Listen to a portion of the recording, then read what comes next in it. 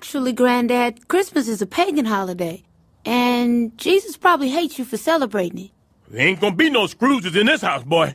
Look, Granddad, it's clear from the scripture that Jesus was not born in winter. The shepherds who saw the angels announcing his birth would not have been out in their fields in December. The Palestinian winters are too cold, if you believe in that sort of thing. In the northern hemisphere during late December, the days are at their shortest lengths and the nights are at their longest. For those of the pagan world, this has always been the greatest time of the year to celebrate and practice the works of darkness. The pagan calendar identifies this period as the winter solstice. It was during the pre-Christian midwinter pagan celebrations of Scandinavia's Norsemen where today's Christmas traditions began. As a means of honoring the pagan sex and fertility god Yule, a 12-day celebration during the month of December was inaugurated. A large single log considered to be a phallic idol was lit on fire and kept burning for 12 days. Animal or human sacrifices were offered in the fire on each of those days. Wild, delirious reveling accompanied the daily sacrifices as drunken participants defiantly strove to make contact with spirits. 1,000 miles away in pre-Christian Rome, celebrants were paying homage to their own gods during the winter solstice. Witchcraft traditions hold that a number of pagan gods were given birth during this period, including Dionysus, Attis, and Baal, chief male god of fertility and licentiousness. Another pagan god from Persia, identified as Mithra, was said to have been born specifically on December 25th. Mithra was the god of the unconquerable sun, the god of the light between heaven and earth, worshipped at that time by an influential Roman cult. His birth symbolized an end to the long nights and a return to the dominance of the sun. During the month-long winter solstice celebration, courts in Rome were closed.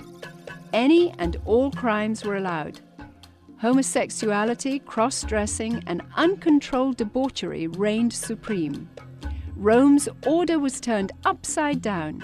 Even children were allowed to join in the drunken orgies as part of the Juvenalia celebration. By 270 AD, the Roman Emperor Aurelian had made it official, setting aside a 7-day period from December the 17th through the 24th, culminating in an exchange of gifts on December the 25th to celebrate the birth of the sun god. This Roman orgy to end all orgies later became known as Saturnalia, in honor of the god Saturn, the god of excess. Roman soldiers invading Britain brought with them their pagan orgiastic traditions. Upon taking root in England, Saturnalia became known as the Festival of Fools, reigned over by the Lord of Misrule. By the 4th century, the influential government-sanctioned Church of Rome, unable to outlaw the growing number of pagan practices, chose instead to adopt them into their so-called official Christianity. The Church believed this would attract more pagans to their fold. The truth is, Christmas evolved from the Roman holiday Saturnalia, a winter festival where men gave gifts to each other. They also would get drunk, have sex with each other, and beat their wives. People would act so crazy on Christmas, the holiday was outlawed by the Protestant Church until the 1800s.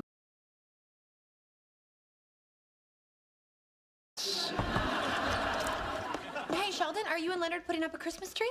No, because we don't celebrate the ancient pagan festival of Saturnalia. Saturnalia? Gather round, kids. It's time for Sheldon's beloved Christmas special.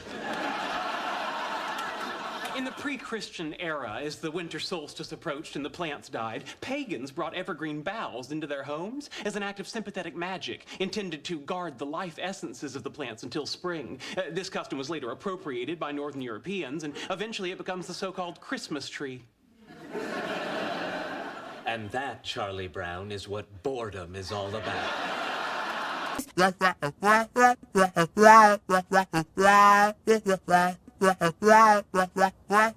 Granddad?